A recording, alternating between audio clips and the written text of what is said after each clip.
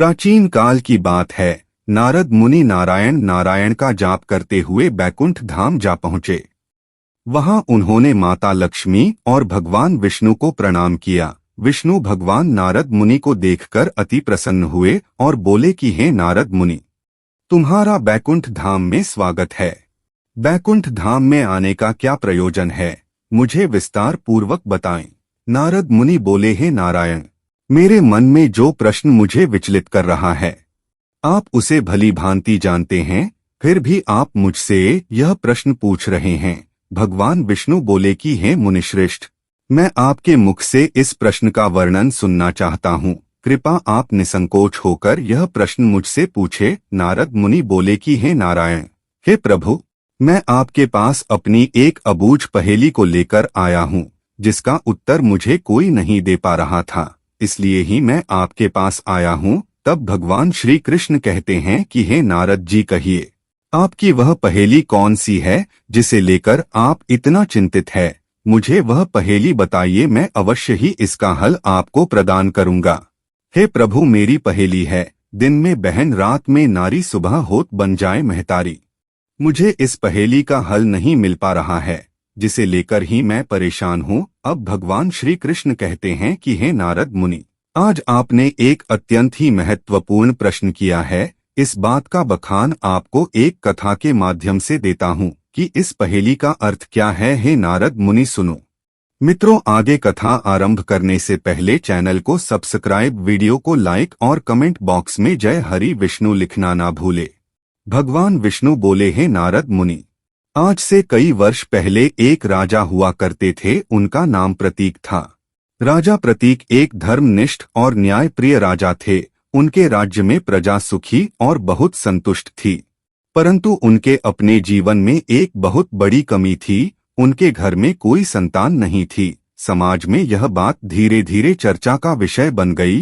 राजा प्रतीक जानते थे कि संतान का ना होना केवल उनका व्यक्तिगत दुख नहीं है, बल्कि उनके राज्य की स्थिरता के लिए भी एक बड़ा प्रश्न है। अपने इस दुख से मुक्ति पाने के लिए राजा प्रतीक ने एक बड़ा निर्णय लिया। उन्होंने तय किया कि अपनी समस्या का समाधान पाने के लिए वह तपस्या करेंगे। कहते हैं, तपस्या से सारी इच्छाएं पूरी हो जाती थी, परंतु यह साधारण तपस्या नहीं थी। उन्होंने गंगा जी की आराधना करने का निश्चय किया, क्योंकि गंगा जी केवल एक नदी नहीं है, बल्कि एक जीवनदायिनी देवी है। राजा प्रतीक ने अपना राजमहल छोड़ दिया और गंगा नदी के निकट जाकर बस गए। वहां पर उन्होंने कठोर तपस्या आरंभ की। यह तपस्या वर्षों तक चली। राजा ने जल और भोजन का त्याग करके केवल गंगा के जल को पीकर ही जीवन यापन किया। उन्होंने गंगा माता का आवाहन किया और उनसे कृपा की याचना की। तब माँ गंगा उनके इस कठोर तप से प्रसन्न हुई और उनके सामने प्रकट हो गई। गंगा मैया ने कहा, हे पुत्र, मैं तुम्हारी भक्ति और तपस्या से बहुत प्रसन्न हूँ, इसलिए मैं तुम्हें आशीर्वाद देती हूँ कि तुम्हारे घर एक तेजस्वी पुत्र का जन्म होगा। यह पुत्र न केवल तुम्हारे वंश को आगे बढ़ाएगा, बल्कि एक महान राजा के रूप में प्रसिद्ध होगा।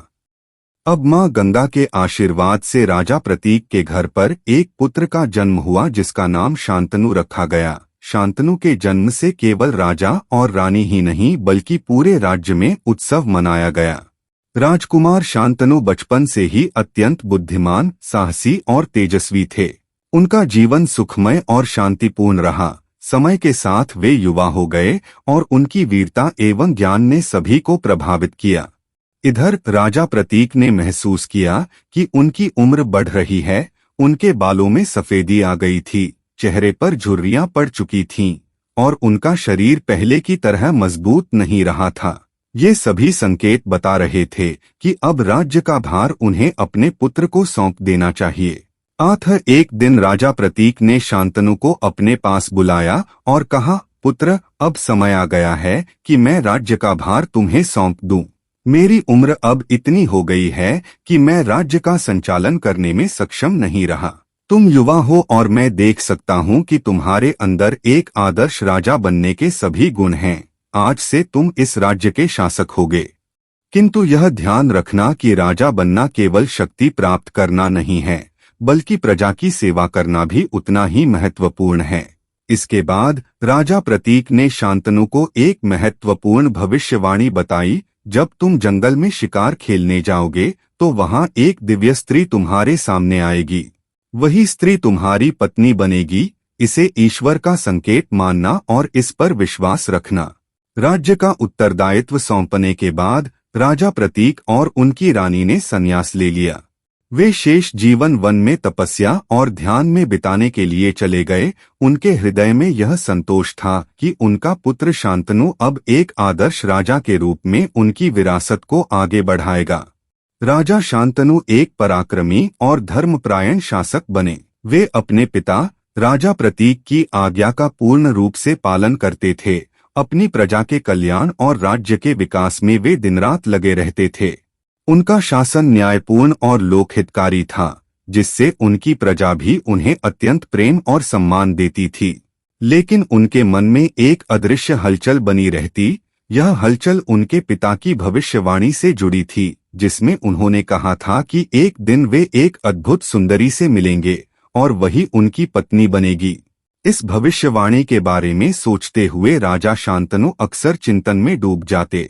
भगवान विष्णु नारद मुनि से कहते हैं, हे मुनिश्रेष्ठ, एक दिन राजा शांतनु को शिकार पर जाने की इच्छा हुई। जब वे राजमहल से निकलने लगे तो उनका मन किसी अज्ञात आकर्षण की ओर खींचता हुआ महसूस कर रहा था। उन्हें यह आभास हो रहा था कि कोई अदृश्य शक्ति उन्हें किसी विशेष स्थान की ओर बुला रही है। इस रहस्यमय अनुभूति के साथ वे अपने घोड़े पर सवार होकर जंगल की ओर बढ़ने लगे। जंगल में वे घने वृक्षों के बीच से गुजरते हुए एक सुंदर नदी के किनारे पहुंचे। यह नदी अन्य नदियों की तरह साधारण नहीं थी। उसका पानी शांत, स्वच्छ और निर्मल था। उसमें बहने वाली हर लहर मानो किसी रहस्य की कथा सुना रही थी। चारों ओर का वातावरण अत्यंत आकर्षक और दिव्य प्रतीत हो रहा था। राजा शांतनु इस नदी की अद्भुत आभा को देखकर मंत्रमुग्ध हो गए। उनके मन में यह विचार आया कि यह स्थान साधारण नहीं हो सकता। वे घोड़े से उतरे और नदी के किनारे जाकर जल को स्पर्श किया। तभी एक दिव्य सुंदरी की झलक उन्हें दिखाई दी, जो मानो इस निर्मल जलधारा से प्रकट हो रही थी। गंगा किसी सामान्य स्त्री की तरह नहीं थी। यह उनकी दिव्यता और तेज को दर्शाता था। काले बादलों जैसे लहराते बाल, यह संकेत था कि वे प्रकृति की शक्ति से जुड़ी हुई थीं। राजा शांतनु जंगल में घूमते हुए एक अद्भुत रूपवती स्त्री को देखकर मंत्रमुग्ध हो गए। उनका सौंदर्य इतना दिव्य था कि उसका वर्णन करना असंभव था। राजा ने उस स्त्री के पास जाकर पूछा, हे सुंदरी, तुम कौन हो और इस सुनसान जंगल में अकेली क्यों घूम रही हो? तुम्हारा सौंदर्य तो ऐसा है मानो धरती पर स्वर्ग उतर आया हो। वह स्त्री कोई साधारण स्त्री नहीं, बल्कि स्वयं मां गंगा थीं। उन्होंने राजा की बात सुनकर हल्की मुस्कान दी और उत्तर दिया, हे राजन, मैं कौन हूँ यह जानने से आपको क्या लाभ? मैं यहाँ अकेली घूम रही हूँ क्योंकि यह मेरा स्वयं का निर्णय है। इसे जानने का आपको कोई अधिकार नहीं है। इसके बाद गंगा ने कहा, यदि आपको मेरी संगति की इच्छा है तो आपको एक वचन देना होगा। राजा शांतनु पहले ही उस स्त्री के अनुपम सौंदर्य और मधुर वचनों से मोहित हो चुके थे।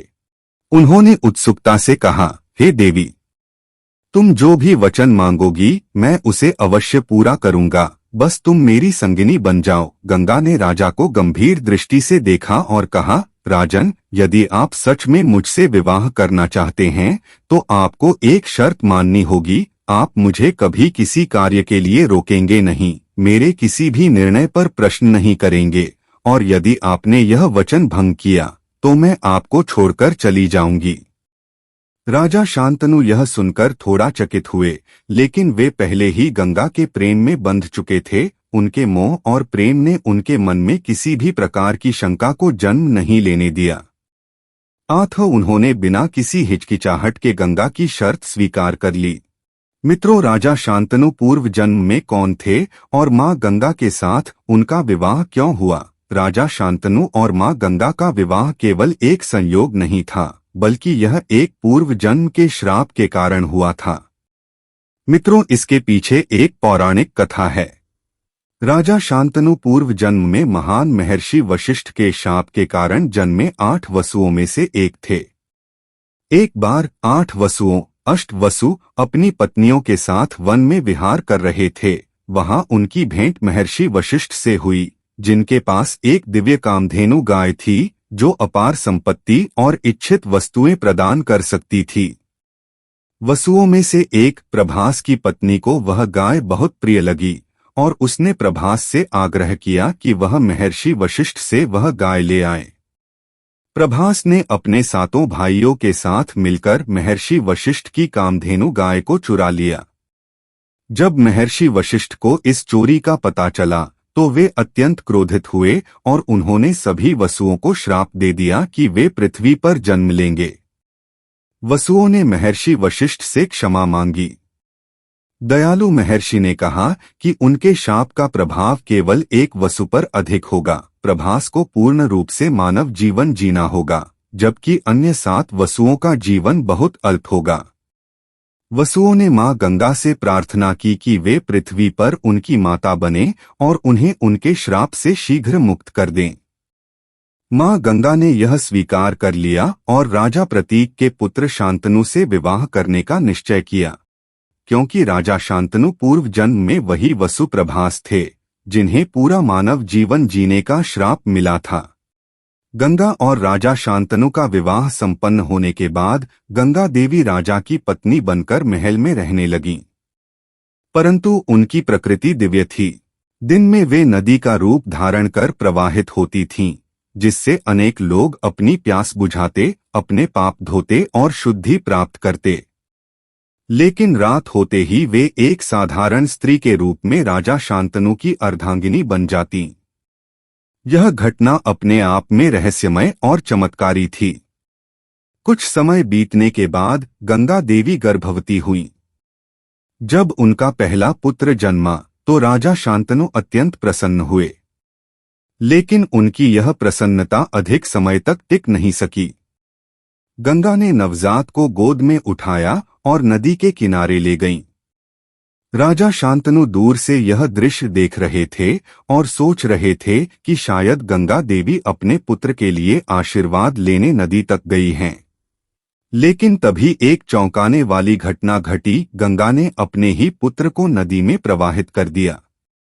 राजा शांतनु यह देखकर स्तब्ध रह गए। उनके हृदय में दुख और क्रोध का तूफान उमड़ने लगा। राजा शांतनु इस अलौकिक स्थिति को देखकर आश्चर्यचकित तो थे, लेकिन उन्होंने गंगा से कोई प्रश्न नहीं किया, क्योंकि उन्होंने विवाह से पहले उन्हें वचन दिया था कि वे उनके किसी भी कार्य में हस्तक्षेप नहीं करेंगे।